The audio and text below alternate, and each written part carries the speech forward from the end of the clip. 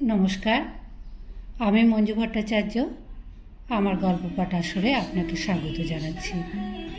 আজ পড়ছি শ্রী শ্রী চৈতন্যদেব গ্রন্থ থেকে 10ম অধ্যায়। এই অধ্যায়ে আমরা পড়ব সন্ন্যাসীর আদর্শ। শাস্ত্র ও আচার্যগণের মতানুসারে না চলিয়া ধর্মপথে স্বাধীনভাবে অগ্রসর হওয়া কঠিন। এই জন্য চৈতন্যদেব সর্বদাই প্রাচীন পরম্পরাগত সিদ্ধান্ত ও আচার ব্যবহারে পক্ষপাতী ছিলেন। পূর্বে প্রয়াগে চৈতন্যদেবের সহিত সাক্ষাৎ ও আলাপ আলোচনা করিয়া আচার্য বল্লভ ভট্ট তাহার প্রতি বিশেষ আকৃষ্ট হইয়াছিলেন। চৈতন্যদেবের পুরীতে অবস্থানকালে একবার রথযাত্রার সময় বল্লভ ভট্ট সেখানে উপস্থিত হইলেন।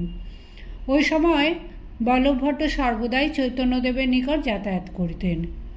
উভয়ে বহুক্ষণ ধরিয়া শাস্ত্র আলোচনা ও ভগবত প্রসঙ্গ করিতেন।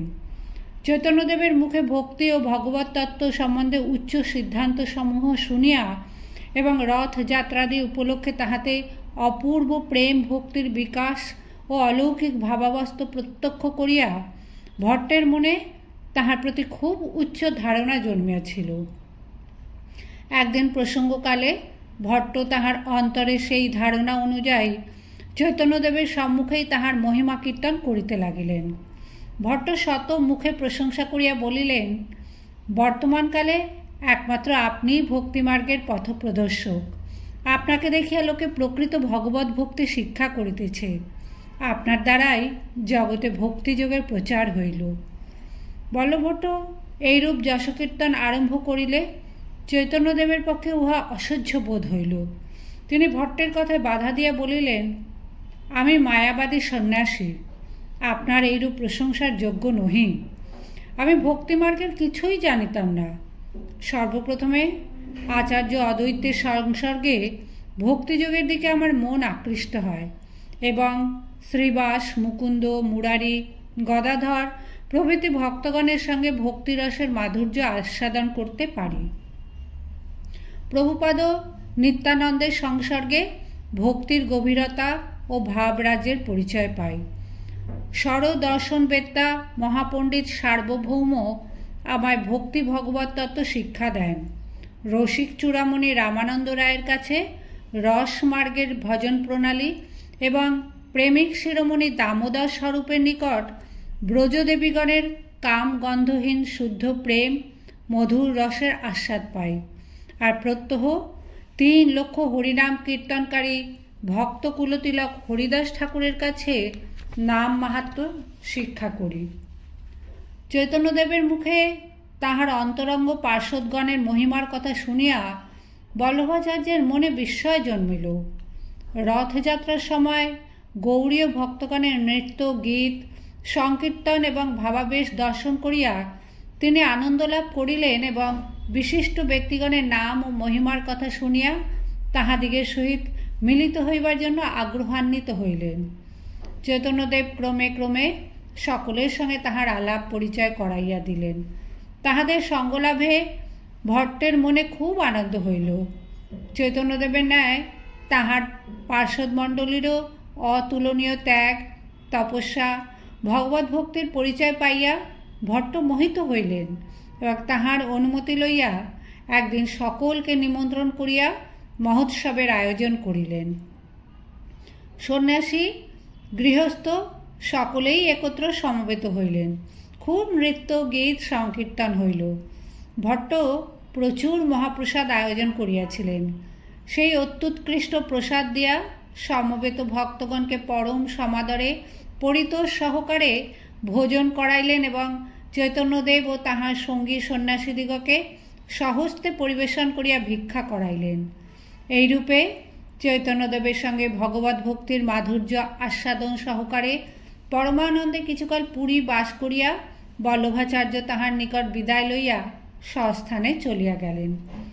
ইহার অনেক দিন পর আর একবার বল্লভাচার্য রথযাত্রা দর্শন ও চৈতন্যদেবের সঙ্গলাভ করিবার জন্য পুরী আসিয়াছিলেন। অদ্বৈতবাদী শ্রীমৎ আচার্য শ্রীধর স্বামীকৃত শ্রীমৎ ভাগবতের টিকায় চৈতন্যদেব প্রামাণ্য ও সম্প্রদায় অনুমোদিত মনে করিতেন এবং নিজে যেমন উহার সমাদর করিতেন তেমনি অপরকেও ওই টিকার সহায়ে ভাগবতের মর্মার্থ গ্রহণ করিতে উপদেশ দিতেন। শ্রীধর স্বামী গীতা ভাগবতের সুপ্রসিদ্ধ টিকাকার এবং ভক্তিমার্গের প্রচারক। আচার্য শঙ্করের সিদ্ধান্ত মান্য করিয়া তিনি সর্বত্রই তাহার টিকাতে নির্বিশেষ অদ্বৈত তত্ত্বের প্রতিষ্ঠাপূর্বক ব্যাখ্যা করিয়াছেন। ভগবত তত্ত্ব ও উপাসনার প্রধান গ্রন্থ শ্রীমদ্ ভাগবত ভক্তগণের পরম আদরণীয়, কিন্তু সুন্দর ও সুললিত হইলেও উহার কঠিন ভাষা ও দুরূহ তত্ত্ব সাধারণের বোধগম্য নহে। এই জন্য পরম কারুণিক টিকাকার শ্রীধর শ্রুতি স্মৃতি অনুযায়ী অতি সহজ সরল ভাষায় উহার মর্মার্থ ব্যাখ্যা করিয়াছেন। তাহার টিকা সেই জন্য সকলের নিকটই অতি প্রিয়। বল্লভভট্ট ছিলেন শঙ্করের অদ্বৈতবাদের বিরোধী, এজন্য বল্লভাচার্য শ্রীধরের টিকা পছন্দ করিতেন না। মহাপণ্ডিত বল্লভাচার্য শ্রীধরের ব্যাখ্যাতে দোষ প্রদর্শন করিয়া স্বয়ং ভাগবতের এক টিকা লিখিতেছিলেন। চৈতন্যদেবকে ভাগবতের ব্যাখ্যা শুনাইতে এইবার তাহার পুরী আসার উদ্দেশ্য। ইহপরকালে ভোগ সুখের জন্য সকাম কর্ম উপাসনার হেয়ত্ব প্রতিপাদক, অজ্ঞানাচ্ছন্ন জীবের মোহ তিমির আবরণের অপসারক, পরমেশ্বরের নিত্য শুদ্ধ নির্গুণ নির্বিকার তত্ত্ব এবং সগুণ সাকার ভক্তবৎসল রূপ ও মনোহর লীলাকথায় পূর্ণ পরমহংস সংহিতা শ্রীমদ্ ভাগবত পরমহংসাগ্রণী শ্রীকৃষ্ণ চৈতন্য ভারতী মহারাজের পরম আদরের বস্তু ছিল। তত্ত্বজ্ঞান ও ভগবত উপাসনা প্রচার এবং পরিপুষ্টির জন্য তিনি ইহার বহুল পঠন পাঠন আকাঙ্ক্ষা করিতেন এবং ভক্তগণ সঙ্গে শ্রীধর স্বামীর টিকা সহায় নিজেও সদা সর্বদা ভাগবতামৃত পাঠ করিতেন। সকৃত ভাগবত টিকা চৈতন্যদেবকে পড়িয়া শুনাইতে বল্লভাচার্য বিশেষ আগ্রহ প্রকাশ করিলেও উহাতে শ্রীধরের ব্যাখ্যার খণ্ডন করা হইয়াছে জানিয়া তিনি শুনিতে চাহিলেন না। বল্লভাচার্য শ্রীধরের টিকার দোষ প্রদর্শন করিয়া বলিলেন, ভাগবতে স্বামীর ব্যাখ্যা করিয়াছি খণ্ডন, লইতে না পারি তাঁর ব্যাখ্যান বচন। বল্লভভট্টের কথায় চৈতন্যদেবের মনে বিরক্তি জন্মিল। প্রভু হাসি কহে স্বামী, না মানে যেই জন বেশ্যার ভিতরে তারে করিয়ে গণন। বল্লভভট্ট ইহাতেও নিরস্ত হইলেন না। চৈতন্যদেবকে স্বীয় লেখা শুনাইবার জন্য বারংবার জিদ করিলেন, কিন্তু কিছুতেই তাহার সেই চেষ্টা ফলবতী হইল না। অগত্যা ভট্ট ভক্তগণকে স্বীয় গ্রন্থ শুনাইতে চাহিলেন। চৈতন্যদেব যে গ্রন্থ শুনিতে অনিচ্ছুক, ভক্তগণ তাহা শুনিবেন কেন?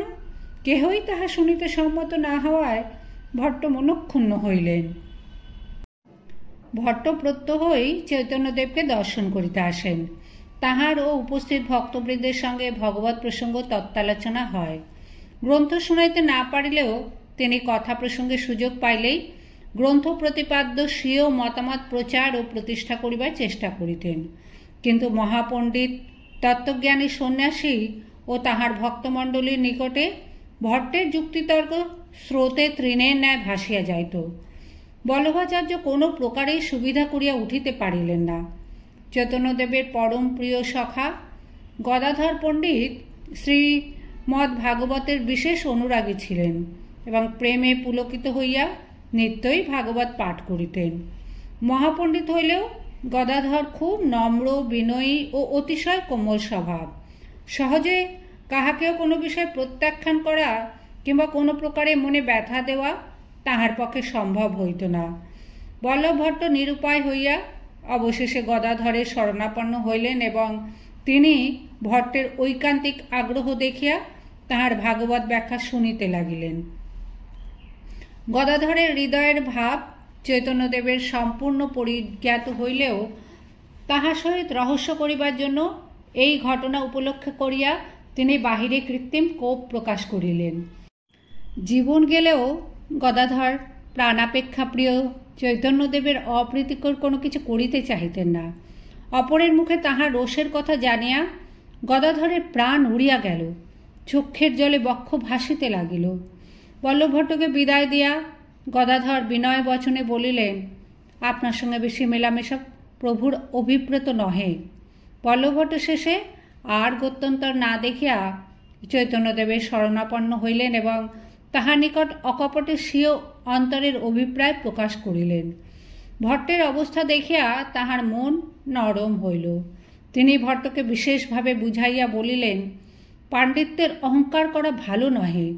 শাস্ত্র সম্প্রদায় ও প্রাচীন আচার্যগণের মত খণ্ডন করিয়া পাণ্ডিত্য বলে নিজের ইচ্ছামতো শাস্ত্রের ব্যাখ্যা করিলে তাহা লোকের নিকট গ্রহণীয় হয় না। শ্রীধর স্বামীর অনুযায়ী ভাগবত ব্যাখ্যা করো এবং ভগবানের ভজনে মন দাও, তাহাতে নিজের ও অপরের কল্যাণ হইবে।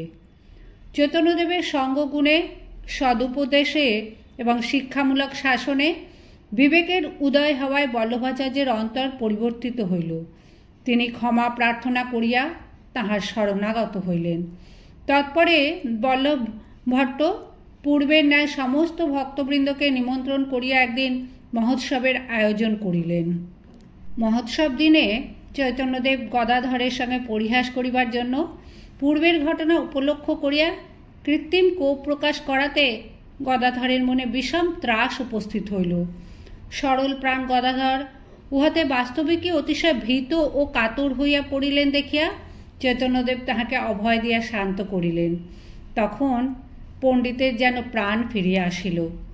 দিনে দিনে অধিক আকৃষ্ট হইয়া বল্লভভট্ট চৈতন্যদেবের নিকট হইতে দীক্ষা গ্রহণ করিবার ইচ্ছা প্রকাশ করিলেন। নিত্য বারংবার ব্যাকুলভাবে প্রার্থনা করিলেও তিনি প্রথমত তাহাকে দীক্ষা দিতে সম্মত হইলেন না। পরে ভট্টকে অতিশয় আগ্রহান্বিত দেখিয়া যুগলকিশোর মন্ত্রে দীক্ষিত করিলেন। ভট্ট নিষ্কাম অহৈতুকী প্রেম ভক্তিপথের উপাসক হইয়া ভজনে নিযুক্ত হইলেন।